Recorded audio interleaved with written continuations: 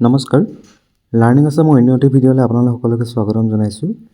আমাৰ ভিডিঅ'টোত আজি আমি ডিছকাছ কৰিম আছাম পুলিচৰ এবি আৰু ইউপি কনষ্টেবলৰ ৰিক্ৰুইটমেণ্টৰ যি এডভাৰটাইজমেণ্টটো ওলাইছে, সেই এডভাৰটাইজমেণ্টটো সম্পূৰ্ণ ডিটেইলছ ডিছকাছ কৰিম। আৰু আপোনালোকে যদি অসম পুলিচৰ বাবে প্ৰস্তুতি চলাই আছে, তেতিয়াহ'লে আপোনালোকৰ বাবে খুবেই এটা ভাল খবৰ, কাৰণ অসম পুলিচত পুনৰ ৰিক্ৰুইটমেণ্ট ওলাইছে আৰু কনষ্টেবল ৰিক্ৰুইটমেণ্টত এবাৰ এবি আৰু ইউপিত আপোনালোকৰ কি আছে কি নাই আমি সকলোখিনি ডিছকাছ কৰিম ইয়াত। ঠিক আছে, তেতিয়াহ'লে আহক পলম নকৰি ভিডিঅ'টো আৰম্ভ কৰোঁ সম্পূৰ্ণ ডিটেইলছত। ইয়াতে আপোনালোকৰ ভিডিঅ'টো দেখিছে, এইটো আপোনালোকৰ এডভাৰটাইজমেণ্ট ডিটেইলছ দিয়া আছে আৰু 5 ডিচেম্বৰ তাৰিখে এডভাৰটাইজমেণ্টটো ৰিলিজ কৰা হৈছে। ঠিক আছে, কনষ্টেবল ইউপি আৰু এবিৰ বাবে আছে। ঠিক আছে, ইয়াত আপোনালোকে যদি চাই তেতিয়াহ'লে ভেকেঞ্চি কিমান আছে। ভেকেঞ্চি আপোনালোকৰ 1052 পোষ্ট আছে ইউবিৰ বাবে আৰু 663 পোষ্ট আছে এবিৰ বাবে কনষ্টেবল। ঠিক আছে, আৰু যিটো চেলেৰি হ'ব স্কেল সেইটো হ'ব 14,000 to 70,000 আৰু গ্ৰেড পে আছে আপোনালোকৰ 5,600 আৰু বাকী যি এলাৱেঞ্চসমূহ থাকে ষ্টেট গভৰ্ণমেণ্টৰ, যেনেকৈ HRA DA হওক, HRA হওক বা আপোনালোকৰ যিটো মেডিকেল এলাৱেঞ্চ, এইখিনি আপোনালোকে পাব। ঠিক আছে, আৰু ইয়াত আৰু এটা কথা উল্লেখ কৰা হৈছে যে যিটো ভেকেঞ্চি আছে 2 নম্বৰ পইণ্টত লিখা আছে, ভেকেঞ্চিসমূহ কি হয় টেণ্টেটিভ, মানে এইখিনি পিছত হয়তো বাঢ়িব পাৰে বা কমিব পাৰে ফাইনেল ভেকেঞ্চিত। ঠিক আছে, তাৰপিছতে 3 নম্বৰ পইণ্টত আপোনালোকক দিয়া আছে যে অনলাইন এপ্লিকেশ্যন ৰিচিভ কৰা হ'ব 16 ডিচেম্বৰ 2025 পৰা 16 জানুৱাৰী 2026লৈকে। ঠিক আছে, আৰু পিছত যদি আপোনালোকৰ কিবা ভুল হৈ যায় বা কিবা এডিট মিষ্টেক হৈ যায়, কিবা এডিট কৰিব লাগে থাকে, এডিট অপশ্যনটো আপোনালোকক দিয়া হ'ব 5 দিনৰ বাবে। ঠিক আছে, লাষ্ট ডেটৰ পিছত 5 দিনৰ বাবে দিয়া হ'ব। এইটো আপোনালোকে নিজৰ লগ ইন ID খুলি কেনে এইটো কৰি ল'ব পাৰিব। ঠিক আছে, আৰু এপ্লিকেশ্যন ফিটো নীল হয়, কোনো ধৰণৰ আপোনালোকে ইয়াত এপ্লিকেশ্যন ফিজ দিবও নালাগে। ঠিক আছে, ডিটেইলছ অফ ভেকেঞ্চিত আমি চাওঁ। ইয়াত আপোনালোকে এইটো অলৰেডি দিয়া হ'ল 1052 ইউবিত আছে আৰু 663 এবিত আছে, আৰু এইখিনি টেণ্টেটিভ বুলি কোৱা হৈছে। ঠিক আছে, নেক্সট আপোনালোকৰ যদি চাই ৰিজাৰ্ভেশ্যন আপোনালোকৰ OBC MOBC কাৰণে 27% এবি ইউবিত দুটাতে, তাৰপিছতে টি ট্ৰাইব আৰু এক্স টি গাৰ্ডেন ট্ৰাইব এইবোৰ আপোনালোকৰ কি হয় within the quota OBC MOBC ভিতৰত তাত থাকিব আপোনালোকৰ 3%। ঠিক আছে, SCৰ বাবে থাকিব আপোনালোকৰ 7% আৰু ST প্লেইনছৰ বাবে থাকে 10% আৰু ST হিলছৰ বাবে 5%। ঠিক আছে, নেক্সট আপোনালোকৰ ওমেনৰ কাৰণেও ৰিজাৰ্ভেশ্যন ইয়াত দিয়া হৈছে। ওমেন ইউপিত আপোনালোকৰ 30% আৰু এবিত 10% ৰিজাৰ্ভেশ্যন থাকিব, গতিকে মহিলাসকলৰ বাবে ভাল খবৰ। ঠিক আছে, reservation quota for specified category, কিছুমান স্পেচিফিক কেটেগৰী আছে সেইসমূহৰ বাবেও ৰিজাৰ্ভেশ্যন আছে, যেনেকৈ মিলিটেৰী এফেক্টেড এৰিয়া বা মিলিটেঞ্চি য'ত মানে উগ্ৰবাদী থাকে, ফৰ্মাৰ মেম্বাৰ অফ মিলিটেণ্ট অৰ্গেনাইজেশ্যনৰ কাৰণেও আছে, home guard VDB civil defence volunteers এওঁলোকৰ বাবেও ৰিজাৰ্ভেশ্যন থাকিব। ঠিক আছে, স্পেচিয়েল পুলিচ অফিচাৰ্ছৰ বাবে আছে, স্পৰ্টছ পাৰ্চনৰ বাবেও আছে। ঠিক আছে, নেক্সট আপোনালোকৰ যদি চাই ইয়াত আপোনালোকৰ ৰিজাৰ্ভেশ্যনৰ এইখিনি কথাই লিখা আছে, আপোনালোকে এইখিনি অলপ চাই ল'ব। ঠিক আছে, এলিজিবিলিটি আমি চাই লওঁ। এলিজিবিলিটি এইখিনি আপোনালোকে গম পায়, normal permanent resident of Assam হ'ব লাগিব। ঠিক আছে, আৰু প্ৰুফ অফ ৰেচিডেঞ্চ আমি ছাবমিট কৰিব লাগিব ফাইনেল চিলেক্ট লিষ্টত যদি নাম আহে তেতিয়াহ'লে। ঠিক আছে, however applicant belonging to SC ST MOBC are exempted from submitting such certificate। ঠিক আছে, ST OBC বা MOBC এনেকুৱা হ'লে মানে এনেকুৱা আপোনাৰ প্ৰুফ অফ ৰেচিডেঞ্চ এইটো চাৰ্টিফিকেটটো নহ'লেও হ'ব। ঠিক আছে, তাৰপিছতে এক্সচেঞ্জত নাম থাকিব লাগিব। ঠিক আছে, এপ্লিকেণ্ট মাষ্ট স্পীক আছামিজ অৰ এনি আদাৰ ষ্টেট লেংগুৱেজ ফ্লুৱেণ্টলি। ঠিক আছে, আছামিজ বা যিকোনো এটা ষ্টেট লেংগুৱেজ আপোনালোকে ক'ব পৰা হ'ব লাগিব। ঠিক আছে, তাৰপিছতে এজৰ কথা দিয়া আছে, এজ গ্ৰুপ 18 পৰা 25ৰ ভিতৰত হ'ব লাগিব।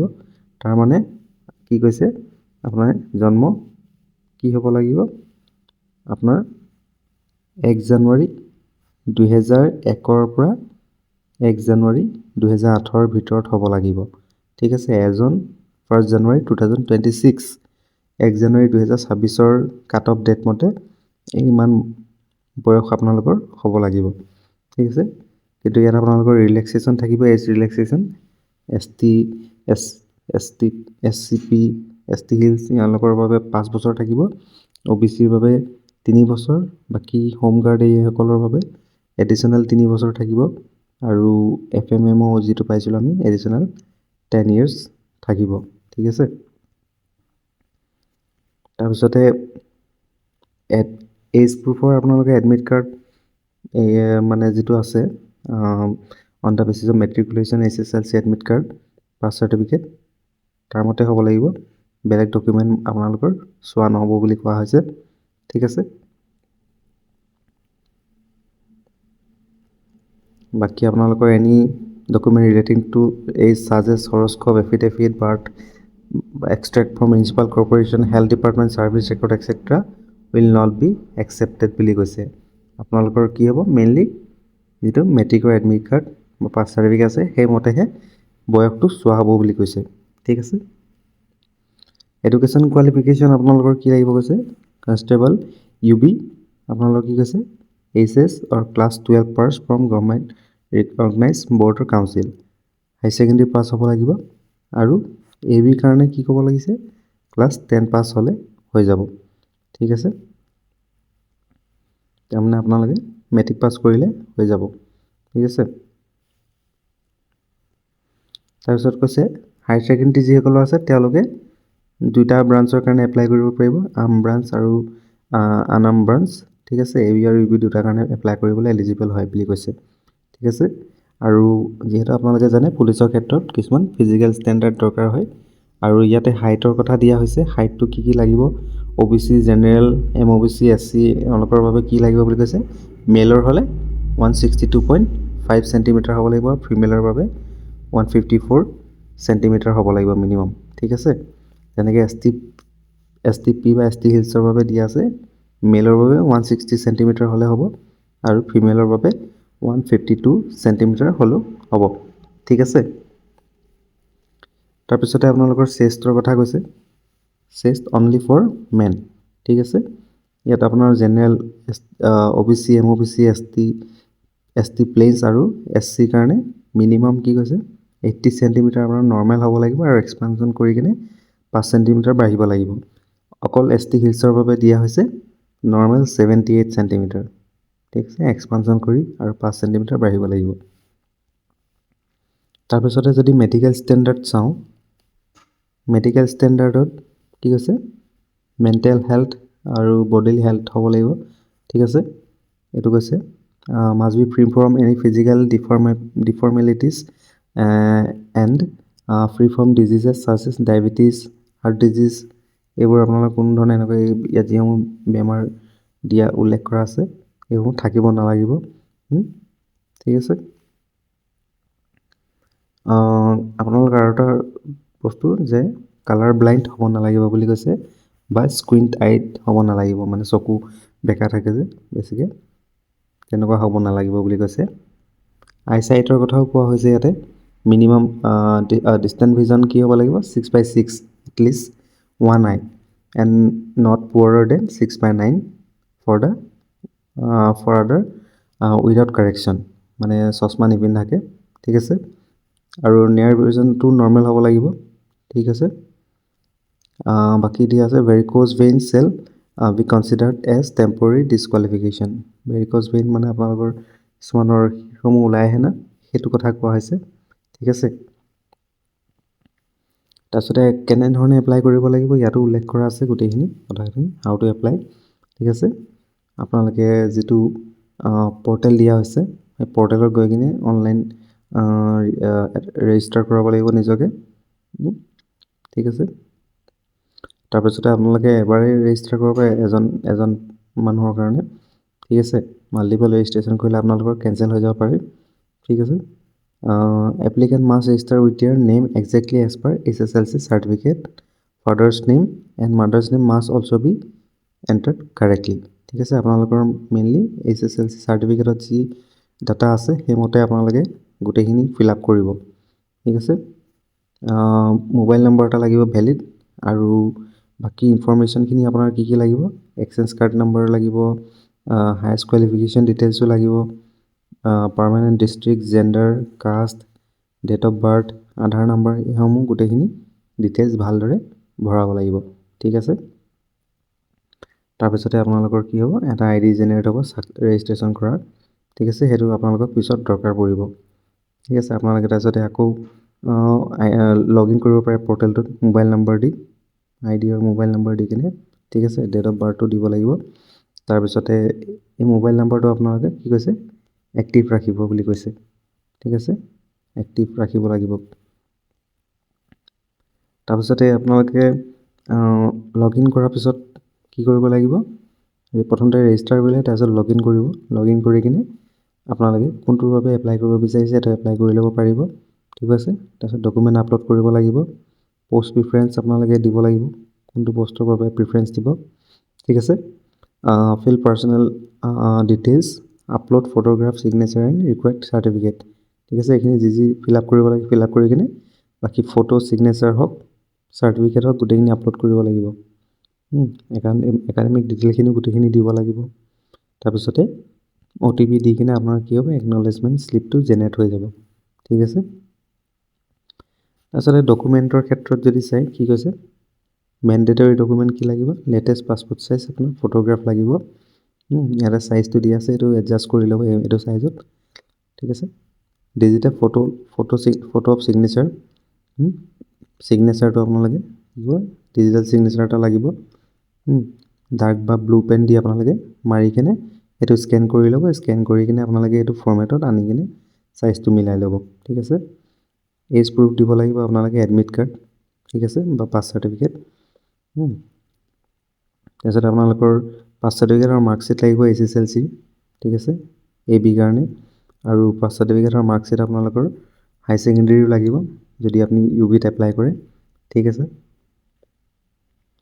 তাৰপিছতে আপোনালোকক আকৌ দৰকাৰ পৰিব এক্সচেঞ্জ কাৰ্ড যিখন আছে আপোনালোকৰ সেইখন, আৰু কাষ্ট চাৰ্টিফিকেট যদি আপোনালোকে কোনোবা কাষ্টত বিলং কৰে তেতিয়াহ'লে কাষ্ট চাৰ্টিফিকেটো দিব লাগিব। ঠিক আছে। এডিশ্যনেলৰ ক্ষেত্ৰত আপোনালোকৰ ইয়াত কি হয়, এডিশ্যনেল ডকুমেণ্ট আপোনালোকৰ লাগিব পাৰে যদি আপোনালোকে বিশেষ কিবা কেটেগৰীত এপ্লাই কৰিছে। ঠিক আছে। হোমগাৰ্ড এনেকুৱা ধৰণৰ কৰিলে মানে হোমগাৰ্ড ট্ৰেইনিং আৰু মিনিমাম 1 year এক্সপিৰিয়েঞ্চ চাৰ্টিফিকেট এইসমূহ দিব লাগিব। ঠিক আছে। এইটো আকৌ home guard training minimum 3 years experience certificate. তাৰপিছতে আপোনালোকৰ VDP এইবোৰ যিসমূহ কেটেগৰী আছে, চিভিল ডিফেন্স এইসমূহ কেটেগৰী আছে নহয়, সেইসমূহ কেটেগৰীত আপোনালোকে যদি এপ্লাই কৰে সেইসমূহৰ বিশেষ চাৰ্টিফিকেটসমূহ আপোনালোকে আপলোড কৰিব লাগিব। ঠিক আছে। সেইটো কথাত আপোনালোকে যাব হ'লে বা হেৰি কৰিব হ'লে আপোনালোকে সেইখিনি বিশেষ চাৰ্টিফিকেট যিবোৰ আছে সেইসমূহ আপোনালোকে আপলোড কৰিব লাগিব। ঠিক আছে। NCC এইসমূহ যিসমূহ আছে সেইসমূহ লাগিব। ঠিক আছে। চাই ল'ব আপোনালোকে যদি ইয়াৰ কিবা কেটেগৰীত আপোনালোকৰ আছে চাৰ্টিফিকেট তেতিয়াহ'লে আপলোড কৰিব। ঠিক আছে। তাৰপিছতে আপোনালোকে চাওঁ ৰিক্ৰুইটমেণ্টটো কেনেধৰণে হ'ব। প্ৰথমতে হ'ব আপোনালোকৰ ফিজিকেল এফিচিয়েঞ্চি টেষ্ট। ঠিক আছে। আৰু মেডিকেল এক্সামিনেশ্যন ফ'ল'ড বাই ফিজিকেল ষ্টেণ্ডাৰ্ড টেষ্ট। ঠিক আছে। ফিজিকেল এফিচিয়েঞ্চিত আপোনালোকৰ কি হ'ব, এই দৌৰ বা জাম্পিং যিখিনি থাকে সেইখিনি কৰিব লাগিব। মেডিকেলত আপোনালোকৰ চকু বা এইবোৰ কি বুলি কয়, আঁঠু এইবোৰ টেষ্ট কৰা হ'ব।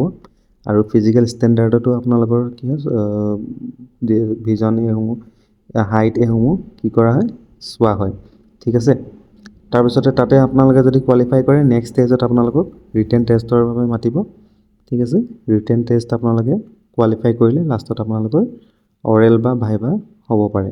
ঠিক আছে। এই 3টা ষ্টেজত আপোনালোকৰ পৰীক্ষাটো হ'ব। তাৰপিছতে আপোনালোকৰ কি কৈছে, preliminary identity verification, admit card of physical efficiency test or PST and identity proof, Aadhaar card বা ভোটাৰ কাৰ্ড এইসমূহ আপোনালোকৰ চেক কৰা হ'ব। ঠিক আছে। বায়'মেট্ৰিকৰ ক্ষেত্ৰতো কোৱা হৈছে। বায়'মেট্ৰিকৰ ক্ষেত্ৰত কি কৈছে, biometric of each applicant will be captured before appearing physical efficiency test or physical standard test. ঠিক আছে। আপোনালোকৰ বায়'মেট্ৰিক লোৱা হ'ব। বায়'মেট্ৰিক আপোনালোকে যেতিয়া এক্সাম হলৰ পৰা ওলাই যাব তেতিয়াও আপোনালোকৰ লোৱা হ'ব বুলি কৈছে, ঠিক আছে। তাৰপিছতে আপোনালোকৰ এখন শ্লিপ ইছ্যু কৰিব, পাৰফৰ্মেঞ্চ অৰ ৰিজেকশ্যন শ্লিপ, ঠিক আছে। যদি পাছ কৰিছে আপোনালোকৰ এটা ৰিপৰ্ট দিব, যদি ফেইল কৰিছে আপোনাৰ ৰিজেক্ট কৰিছে তেতিয়াহ'লেও এখন শ্লিপ দিব, ঠিক আছে। বায়'মেট্ৰিক ভেৰিফিকেশ্যন আপোনালোকৰ ৰিটেনৰ বা ভাইভাৰ সময়তো কৰিব বুলি কৈছে, ঠিক আছে। য'ত দৰকাৰ পৰে তাতে কৰিব। নেক্সট আপোনালোকে যদি চাই ফিজিকেল এফিচিয়েঞ্চি টেষ্টৰ কথা ইয়াত কিছু উল্লেখ কৰিছে। ইয়াত আপোনালোকক কি কৈছে 40 মাৰ্কছ থাকিব আপোনালোকৰ কি বুলি কয় for constable UBA and AB female আৰু 60 মাৰ্কছ আপোনালোকৰ কনষ্টেবল AB মেল, ঠিক আছে। নেক্সট আপোনালোকৰ যদি চাওঁ ইয়াত কি কৈছে মেলৰ ক্ষেত্ৰত ৰেচত থাকিব 20 মাৰ্কছ থাকিব, ঠিক আছে। আৰু 3200 মিটাৰ দৌৰিব লাগিব, 3200 মিটাৰ। তাত আপোনাৰ CCTV থাকিব, ঠিক আছে। আৰু কিমান সময়ৰ ভিতৰত কমপ্লিট কৰিলে আপোনালোকৰ কিমান মাৰ্কছ থাকিব ইয়াত গোটেইখিনি উল্লেখ কৰা আছে, এইটো আপোনালোকে এবাৰ চাই ল'ব, ঠিক আছে। আপোনালোকৰ হায়েষ্ট 20 মাৰ্কছ আপোনালোকে পাব, ঠিক আছে। যদি আপোনালোকে কি কৰিছে টাইম টেকেন 600 ছেকেণ্ড অৰ লেছ, মানে আপোনালোকে 10 মিনিট বা তাতকৈ কম সময় যদি লৈছে তেতিয়া আপোনালোকে হায়েষ্ট মাৰ্ক পাব, ঠিক আছে। বাকী আপোনালোকৰ এনেকৈ দিয়া আছে কিমান মাৰ্কছ পাব পাৰে, ঠিক আছে। নেক্সট আপোনালোকৰ লং জাম্প থাকিব, লং জাম্পতো আপোনালোকৰ 20 নম্বৰ থাকিব, ঠিক আছে। মিনিমাম 335 চেণ্টিমিটাৰ লং জাম্প মাৰিব লাগিব, 3টা চান্স দিয়া হ'ব আপোনালোকক। আৰু যিটো চবতছে লংগেষ্ট আৰু ভেলিড হ'ব সেইটোকে আপোনালোকক কি কৰিব কনচিডাৰ কৰিব, ঠিক আছে। তাতো আপোনালোকৰ মাৰ্কছ হাইষ্ট কি বুলি কয় 20 নম্বৰ থাকিব, ঠিক আছে। 500 চেণ্টিমিটাৰ আপোনাৰ কোৱা হৈছে, 500 চেণ্টিমিটাৰ মাৰিলে আপোনালোকে 20 মাৰ্ক পাব, ঠিক আছে। নেক্সট আপোনালোকৰ চিনাপতো থাকিব আপোনালোকৰ 20 marks only for male applicants who apply for constable AB ক্ষেত্ৰত আপোনালোকৰ কি হ'ব 20 নম্বৰ এটা এক্সট্ৰা চিনাপত থাকিব, ঠিক আছে। আপোনালোকে কি হয় 4টাতকৈ কম লেছ চিনাপ কৰিলে মানে ডিছকুৱালিফাই হৈ যাব, ঠিক আছে। আৰু 20 নম্বৰৰ ভিতৰত 20 পাবলৈ হ'লে আপোনালোকে কি কৰিব লাগিব 40 চিনাপছ 14টা চিনাপ কৰিব লাগিব, ঠিক আছে। তেতিয়া আপোনালোকে 20ৰ ভিতৰত 20 পাব। ফিমেলৰ ক্ষেত্ৰত আকৌ কেনেকৈ ধৰণে হ'ব সেইটো ইয়াত উল্লেখ কৰা আছে। 20 নম্বৰ থাকিব ৰেচত আৰু ইয়াত হ'ব কি 1600 মিটাৰ দৌৰিব লাগিব, ঠিক আছে। আৰু 5 মিনিট 30 ছেকেণ্ডৰ ভিতৰত যদি বা তাতকৈ কম সময়ত শেষ কৰে তেতিয়াহ'লে সম্পূৰ্ণ 20 নম্বৰে পাব, ঠিক আছে। নেক্সট আপোনালোকৰ লং জাম্পো থাকিব ফিমেলৰ কাৰণে 20 নম্বৰ, ঠিক আছে। ইয়াতো আপোনালোকৰ তেনেকৈ কি হৈছে যদি আপুনি 389 চেণ্টিমিটাৰ বা তাতকৈ বেছি লং জাম্প মাৰিব পাৰে তেতিয়া আপোনাৰ সম্পূৰ্ণ 20 নম্বৰ পাব। তাৰপিছতে মেডিকেল এক্সামিনেশ্যন ইয়াত কি কৈছে ফিজিকেল এফিচিয়েঞ্চি টেষ্ট আপোনালোকৰ হৈ গ'ল। তাৰপিছতে মেডিকেল এক্সামিনেশ্যন হ'ব আপোনালোকৰ, ঠিক আছে। তাত কিছুমান সেইটো আপোনালোকৰ পেৰা 5.8ত ওপৰত দিয়া আছে, ঠিক আছে। তাৰপিছতে ফিজিকেল ষ্টেণ্ডাৰ্ড টেষ্ট থাকিব, ঠিক আছে। মেডিকেল টেষ্ট হ'লে মানে ফিজিকেল ষ্টেণ্ডাৰ্ড টেষ্টতো আপোনালোকৰ 5.7ত পেৰাত দিয়া মতে হ'ব, ঠিক আছে। ইয়াতো আপোনালোকৰ কোনো ধৰণৰ মাৰ্কছ নাথাকে খালী, ঠিক আছে। ডকুমেণ্ট ভেৰিফিকেশ্যনৰ কথাও কৈছে ইয়াত। ডকুমেণ্ট ভেৰিফিকেশ্যন আপোনালোকৰ কি হ'ব, ঠিক আছে। আপোনালোকৰ ফিজিকেল এফিচিয়েঞ্চি টেষ্ট আৰু ফিজিকেল ষ্টেণ্ডাৰ্ড টেষ্ট আপোনালোকৰ কি কৰিব চব ডকুমেণ্ট অৰিজিনেল লৈ যাব লাগিব, ঠিক আছে। চেল্ফ এটেষ্ট কৰিব লাগিব এটা ছেট, ঠিক আছে। জেৰক্স কপি কৰি কিনে লৈ যাব আপোনালোকে, ঠিক আছে। তাৰপিছতে কি কৈছে অৰিজিনেল ডকুমেণ্ট যদি শ্ব' কৰিব নোৱাৰে তেতিয়াহ'লে কি বুলি কয় জেনেৰেল কাষ্ট চাৰ্টিফিকেট যদি আপোনালোকে অৰিজিনেল শ্ব' কৰিব তেতিয়াহ'লে আপোনালোকক কি কৰিব জেনেৰেল হিচাপে কনচিডাৰ কৰা হ'ব মানে, ঠিক আছে। তাৰপিছতে কি কৈছে no document will be accepted after the completion of PET or PST, ঠিক আছে। সেইটো আপোনালোকে সেইকাৰণে ভালদৰে ডকুমেণ্টসমূহ কি কৰিব গোটাই কেনে ৰেডি কৰি ৰাখিব আৰু এই জেৰক্স কপি লৈ যাব আৰু চেল্ফ এটেষ্ট কৰি লৈ যাব, অৰিজিনেলসমূহো লৈ যাব। ঠিক আছে, তাৰপিছতে কি কৈছে, আকৌ মানে চান্স আপোনালোকৰ দিয়া নহয় বুলি কৈছে, সেইকাৰণে আপোনালোকে এইখিনি ঠিক কৰি ল'ব।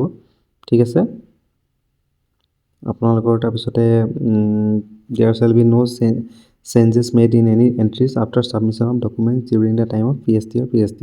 আপোনালোকৰ কি হৈছে, PST বা PST টাইমত যিখিনি ডকুমেণ্ট ছাবমিট কৰিব সেইমতে আপোনালোকৰ এণ্ট্ৰি হৈ যাব আৰু পিছত একো চেঞ্জ কৰা নহ'ব বুলি কৈছে। ঠিক আছে, তাৰপিছত কিছুমান ইনষ্ট্ৰাকশ্যনছ দিয়া হৈছে ফিজিকেল ষ্টেণ্ডাৰ্ড টেষ্ট বা ফিজিকেল এফিচিয়েঞ্চি টেষ্টৰ বাবে। ঠিক আছে, তাৰপিছতে এইখিনি আপোনালোকে এবাৰ চাই ল'ব পাৰিব। আপোনালোকে ডাউনলোড কৰিব লাগিব এডমিট কাৰ্ড SLPIBৰ ৱেবছাইটৰ পৰা, আৰু কি হয় আপোনালোকে সেই ডাউনলোড কৰা এপ্লিকেশ্যন এডমিট কাৰ্ডখন লৈ যাব লাগিব ফিজিকেল এফিচিয়েঞ্চি টেষ্টৰ বাবে। ঠিক আছে, এপ্লিকেশ্যন যদি ৰং থাকে তেতিয়াহ'লে আপোনালোকৰ এডমিট কাৰ্ড নাহিব। ঠিক আছে, an applicant gets eliminated from the recruitment process as soon as he fails to qualify in any event during the PET or PST। কোনোবা এটা টাইমত যদি আপোনালোকে ফেইল কৰে তেতিয়াহ'লে আপোনালোকক বাহিৰ কৰি দিয়া হ'ব। ঠিক আছে, তাৰপিছতে এটাতকৈ বেছি ভেন্যুত আপোনালোকে কি কৰিব নোৱাৰিব, এপিয়াৰ হ'ব নোৱাৰিব। ঠিক আছে, এবাৰে আপোনালোকে এপিয়াৰ কৰিব লাগিব। ঠিক আছে, তাৰপিছত ইয়াতে আপোনালোকৰ আৰু কিছুমান কণ্ডিশ্যন দিয়া আছে, এইখিনি আপোনালোকে চাই ল'ব পাৰিব। এইখিনি জেনেৰেল কিছুমান কণ্ডিশ্যন আছে। ঠিক আছে, ৰিজেকশ্যন শ্লিপো আপোনালোকক দিয়া হ'ব যদি আপোনালোকে ৰিজেক্ট হৈ গৈছে। ঠিক আছে,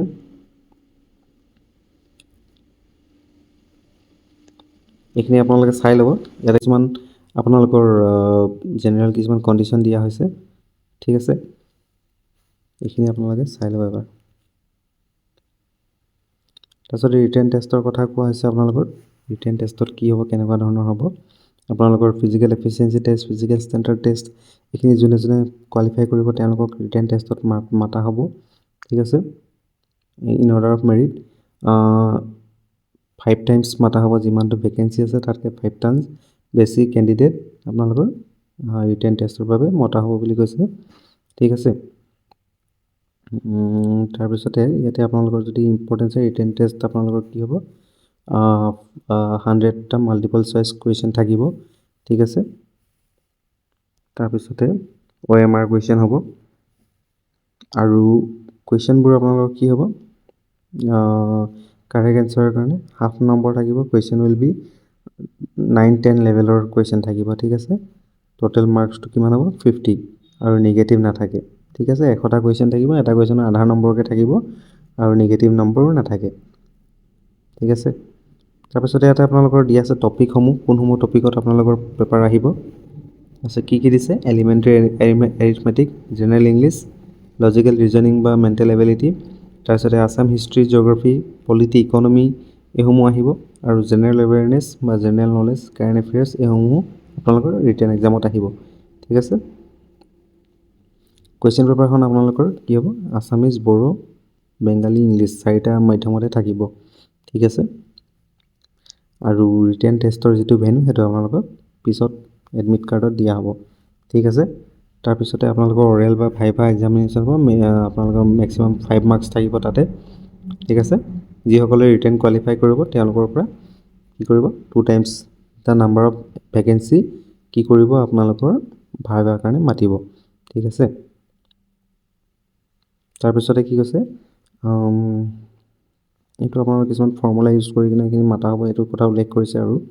ঠিক আছে, আৰু কিছুমান এক্সট্ৰা মাৰ্কছ থাকিব আপোনালোকৰ একাডেমিক্সৰ ওপৰত বেছ কৰি, 5 মাৰ্কছ এটা এক্সট্ৰা থাকিব। ঠিক আছে, এইটো কেনেকৈ হ'ব, আপোনালোকে যদি আপোনালোকৰ পাৰ্চেণ্টেজ UBৰ কাৰণে দিয়া হৈছে, কনষ্টেবল UB হাই ছেকেণ্ডেৰীত যদি আপোনালোকৰ কি হয় 75% ওপৰত থাকে, তেতিয়া আপোনালোকে 5 নম্বৰ পাব।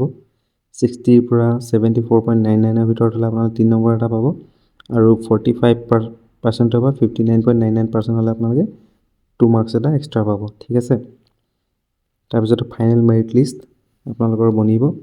ফাইনেল মেৰিট লিষ্ট কেনেকৈ বনিব, আপোনালোকৰ ফিজিকেল এফিচিয়েঞ্চি টেষ্টত আপোনালোকৰ constable UB both male and ফিমেলৰ কাৰণে কোৱা হৈছে। ফিজিকেল এফিচিয়েঞ্চি টেষ্টত আপোনালোকৰ 40 মাৰ্কছ থাকিব, ৰিটেন টেষ্টত আপোনালোকৰ 50 মাৰ্কছ, অৰেল ভাইভাত আপোনালোকৰ 5 মাৰ্কছ, আৰু একাডেমিকত 5 নম্বৰ ঠিক আছে টোটেল 100 নম্বৰ ইয়াৰ পৰা ধৰা হ'ব ঠিক আছে আৰু কনষ্টেবল AB মেলৰ ক্ষেত্ৰত কেনেকৈ হ'ব ফিজিকেল এফিচিয়েঞ্চি টেষ্টত 60 নম্বৰ ৰিটেনত আপোনালোকৰ 50 আৰু অৰেল ভাইভাত 5 নম্বৰ থাকিব আৰু কনষ্টেবল AB ফিমেলৰ ক্ষেত্ৰত তেনেকৈ কি হ'ব ফিজিকেল এফিচিয়েঞ্চিত 40 থাকিব ৰিটেনত 50 আৰু ভাইভাত 5 টোটেল 95 থাকিব ঠিক আছে তাৰপিছত আপোনালোকৰ ফাইনেল সিলেকশ্যন লিষ্টটো বনিব ঠিক আছে একজেক্ট যিমানটা ভেকেঞ্চি আছে সিমানটা হিচাপত ঠিক আছে আৰু কেতিয়াবা যদি টাই হৈ যায় তেতিয়া আপোনালোকৰ কি হয় এজৰ ক্ষেত্ৰত যাৰ এজ বেছি তেনেকুৱা হিচাপত আপোনালোকৰ কি কয় যিজনৰ এজ বেছি আছে তেওঁক প্ৰিফাৰেঞ্চ দিয়া হয় তেনেকুৱা ধৰণৰ এটা লিষ্ট বনোৱা হয় ঠিক আছে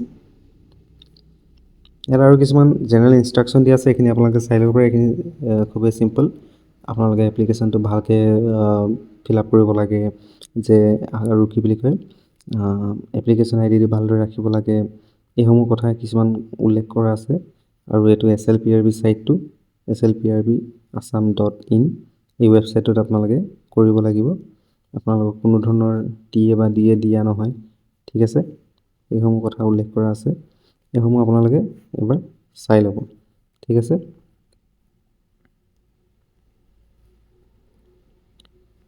এইখিনি আপোনালোকে এবাৰ পঢ়ি চাব গোটেইখিনি জেনেৰেল কিছুমান ইনষ্ট্ৰাকশ্যন দিয়া আছে ঠিক আছে তো এইটো আছিলে সম্পূৰ্ণ এডভাৰটাইজমেণ্টটো ইয়াতে আপোনালোকৰ গোটেইখিনি আপোনালোকৰ উল্লেখ কৰা হৈছে গোটেইখিনি আপোনালোকে এবাৰ চাই ল'ব ঠিক আছে আপোনালোকে যদি পুলিচৰ পৰীক্ষাৰ বাবে প্ৰস্তুতি চলাই আছে তেতিয়াহ'লে প্ৰস্তুতি সম্পূৰ্ণ আৰম্ভ কৰক আৰু আমাৰ চেনেলতো আমি আপোনালোকৰ বাবে প্ৰস্তুতি সহায় হোৱাকৈ কিছুমান ভিডিঅ' লৈ আহিম ৰেগুলাৰ ভিডিঅ' সেইসমূহ আপোনালোকে চাই আপোনালোকৰ প্ৰস্তুতি আগবঢ়াই লৈ যাব পাৰিব আৰু আমাৰ চেনেলত অলৰেডি কিছুমান ভিডিঅ' আপলোড আছে সেইখিনি আপোনালোকে চাব পাৰিব ঠিক আছে তেতিয়াহ'লে আজি ভিডিঅ'টো ইমানতে সামৰোঁ আৰু আকৌ লগ পাম ধন্যবাদ